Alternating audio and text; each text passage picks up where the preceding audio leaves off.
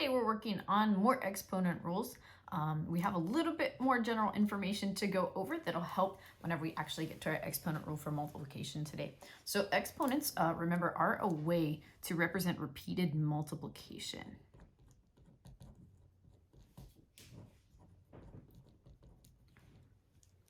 Okay, if you remember from what I've said in class, mathematicians are pretty lazy. We don't like to write out things like 5 times 5 times 5. So instead, we write that something like 5 to the third power. But that's what this is meaning, is that an exponent tells you how many times that base is being multiplied by itself. And again, that fact will come in handy later today. Now, when you have a plain number as a base, you can go ahead and multiply that to make 125. That would technically be simplest form. But if you have something like a variable, that doesn't really work so much. So instead we count how many there are. We say 1, 2, 3, 4, 5, 6, 7 of these, which makes my exponent x to the 7. Now, even if you have multiple numbers and multiple different variables, it's still okay. You can count up each separate piece and assign it a variable or an exponent. So if you have 2 and I have 4 of those, so 1, 2, 3, 4 2's, that would be 2 to the 4th power. I have 1, 2, 3 x's, so that would make x to the 3rd. I have 1, 2, 3, 4, 5 y's, which would be y to the 5th power, and a single z, which would technically have an exponent of 1. Now, I can simplify this a little bit more by actually doing 2 to the 4th power, which would turn into 16, because 2 times 2 times 2 times 2 is 16. The x to the 3rd and the y to the 5th would stay exactly the same. Typically, again, you don't see exponents of 1s written, so this is technically in simplest form, although this is representing this just fine. All right, we can also use this the other direction to help us with our multiplication rule later. So remember that 8 to the 5th power does not mean 8 times 5. It means instead 8 is getting multiplied by itself 5 times. So this one, again, because your base is a number, you can simplify that all the way. It turns out to be something pretty big. We got 32,768. Right? If you were doing something with a coefficient and exponents, think about what this really means. We have a single coefficient of 4. That 4 technically has an exponent of 1, so it only gets written one time. Here I have x to the 3rd, which means x times x times x. So I can expand these again. It will just help us with our multiplication rule later. All right, and if I have lots of variables, I still only have a single 9. I have 2 x's, a single y, and 4 z's. Now, again, keep in mind that all of these pieces are being multiplied just like that. Okay, so again, we're going to transfer that skill into using our multiplication rule for exponents, which is where we're headed today. All right, so here's your rule for multiplication. Your coefficients are still going to multiply. Coefficients, remember, are the big numbers that are part of your problem, and big numbers still work the way that they always have. If you see something that says 3 times 7, it will still equal 21. That's still not anything that's going to change. Where the new rule comes into play really is in the exponents. Exponents are those little numbers and they don't act the same way that the big numbers do. So if you see multiplication, your exponents are actually going to add. Now, you can only combine exponents if they have the same base. Almost kind of like terms. You have to count the x's with the x's and y's with y's. You can't combine exponents from an x with exponents from a y. That doesn't work out so good. Now, where the like terms idea kind of changes is that you can still multiply the coefficients even if the terms have different variables. I know that sounds weird because we get so caught up in like terms pretty much for the entire first half of our course. That changes just a little bit here, and you'll see examples of that a little bit later today. Now, do keep in mind, again, exponents of 1, they sometimes cause problems in this section, most of the time just because they don't show a number, so people forget to count them. So let's jump right into our examples. So here you see your two coefficients, 2 and 5. You also see your x terms here. They do have different exponents, but we are allowed to combine them because we're multiplying. So what's going to happen is I'm going to take these two big numbers and still multiply them. If they didn't have those x's on them, it would still just say 2 times 5, which is exactly what I'm going to do. 2 times 5 will make 10. Now, when it comes to the x's, I have 5 x's and 4 x's, which means I have a total of 9 x's. 10x to the 9th makes your final answer.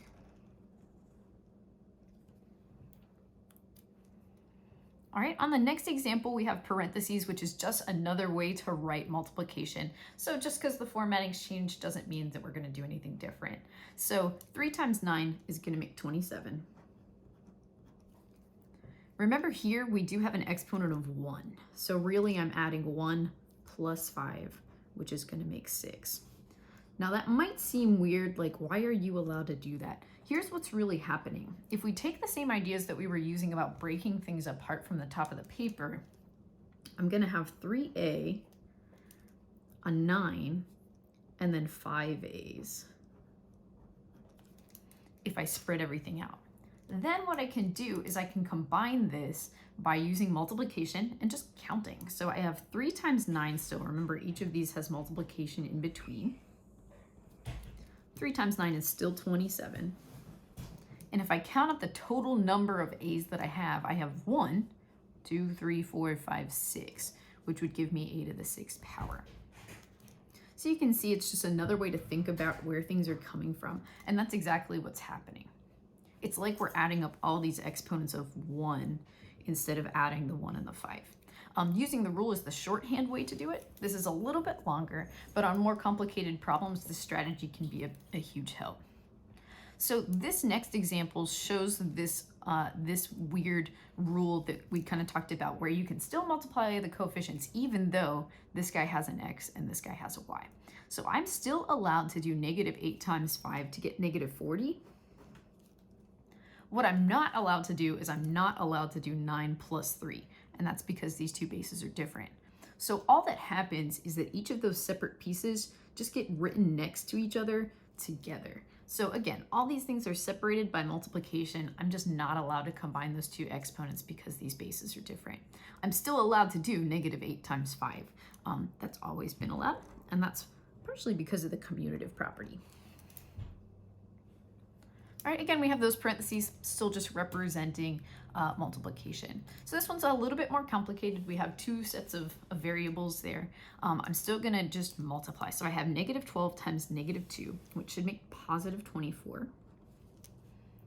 Now I'm gonna combine x's with x's and y's with y's. So I do have a 1 here. If it helps to write those 1's in before you even really get started with your problem, go for it. It's a great strategy.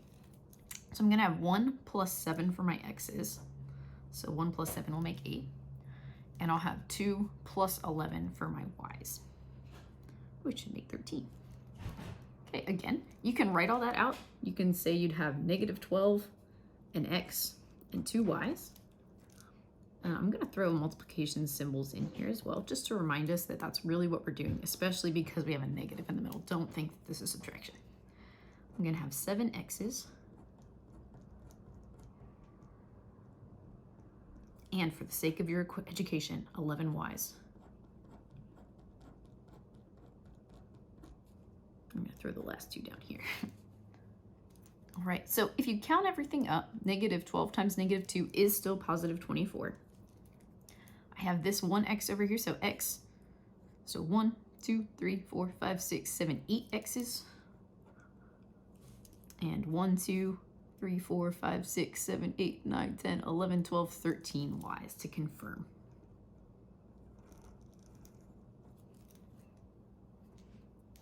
All right, we don't have to just be satisfied with 2 terms. We can multiply 3 things, and that's a-okay. What I'd end up doing is 4 times 3 times 5. 4 times 3 is 12, and 12 times 5 is gonna make 60. Then I can add all 3 of these exponents. They all have that same base of x. So 5 plus 10 makes 15, and 15 plus 8 should make 23. Okay, again, one more time. If you like writing it all out, it would look something like this. You'd have 4 with 5 x's trailing along behind it, 3 with 10 x's trailing along behind it, and I'm going to go down below here, 5 with 1, 2, 3, 4, 5, 6, 7, 8 x's right behind that. So 4 times 3 times 5 is still something that you'd have to remember to do. It still gives you 60, and if you count up all your x's, 1, 2, 3, 4, 5, 6, 7, 8, 9, 10, 11, 12, 13, 14, 15, 16, 17, 18, 19, 20, 21, 22, 23, just to confirm.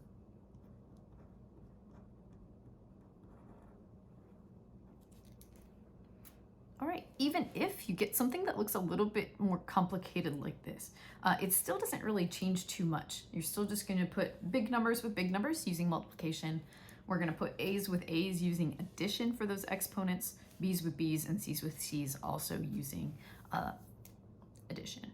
So 2 times 3 will make 6, times another 4 should make 24. All right, if I look at the a's, I have a couple of 1s in there. So if I have 1, 2 a's total, 1 plus 1 will make 2. Now b's, if I look through, this term has no b's to contribute, and that's okay. I have 3 b's here and 2 b's here. 3 plus 2 is going to make 5 b's total. And last but not least, I have c's. I have 2 here and 5 here and no c's out here to contribute. 2 plus 5 will make 7.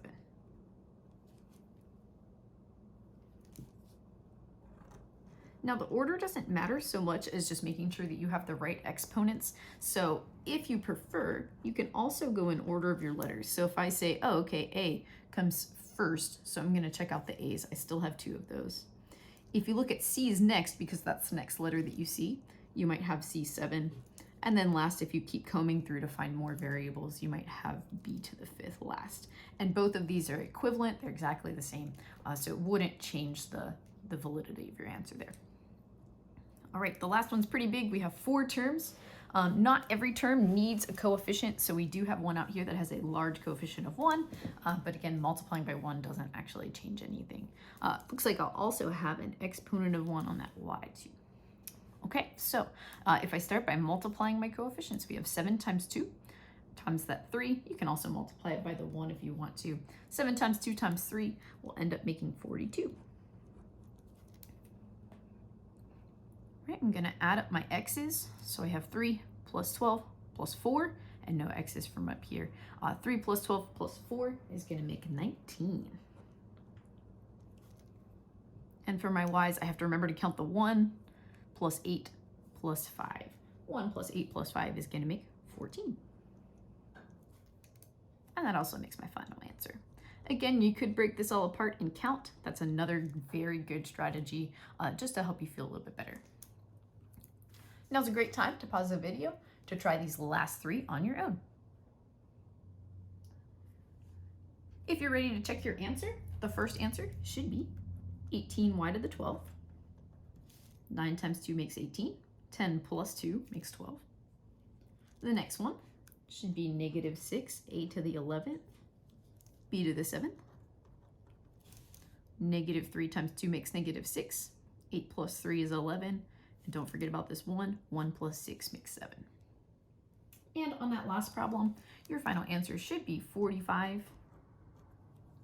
x to the 12th, y to the 7th, and z to the 11th.